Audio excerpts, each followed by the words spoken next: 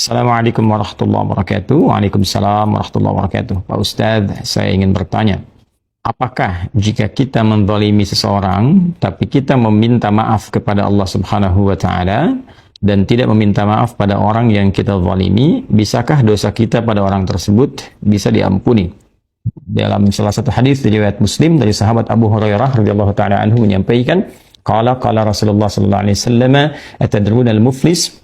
Kata Nabi sallallahu alaihi wasallam, tahukah kalian orang yang bangkrut itu? Maka sahabat menjawab, qalu al-muflisu ya man la dirham lahu wa la mata', atau kama qalu. Mereka menyampaikan bahwa orang bangkrut menurut kami ya Rasulullah adalah orang yang tidak punya uang sedikit pun, tak punya aset sedikit pun. Jadi aset sudah tidak ada, uang pun tak punya. Secara ekonomi tentu ini logis ya dalam pandangan sudut pandang ekonomi. Tapi apa kata Nabi? Qala al-muflisu min ummati, atau kama qala Rasulullah sallallahu alaihi wasallam. Orang bangkrut dari kalangan umatku itu.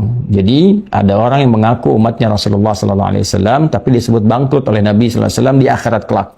Ya'ti yaumal qiyamati, siapa mereka? Adalah orang yang datang di hari kiamat nanti bi salatin wa siyamin wa zakatin, atau kama qala Rasulullah sallallahu alaihi wasallam.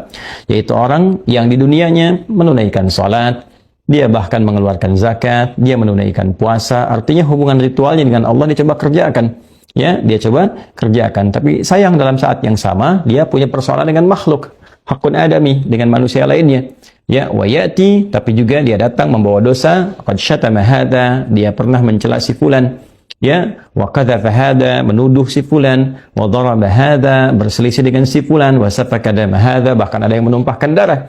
Ya, jadi setelah disinggung oleh Nabi sallallahu alaihi wasallam, ada orang perilaku ritualnya terlihat bagus, tapi tidak berdampak kepada hubungan sosialnya. Dia terlihat sholat tapi menuduh orang lain, memfitnah orang lain, mencela orang lain, membuat hoax misalnya, atau berselisih tidak pada tempatnya, ya kan?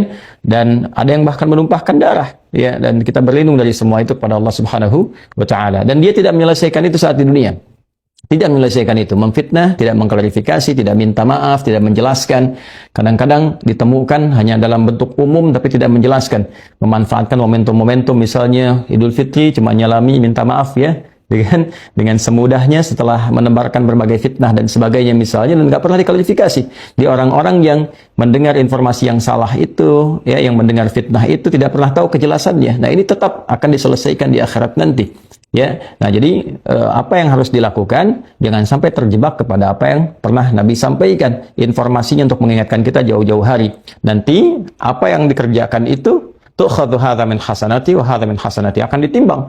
Maka pahala salatnya ini yang dia bawa tadi, kalau nggak diselesaikan dosa misalnya fitnahnya atau tuduhannya, maka diambil pahala salatnya diberikan kepada orang yang difitnah itu. Itu yang akan terjadi di akhirat nanti.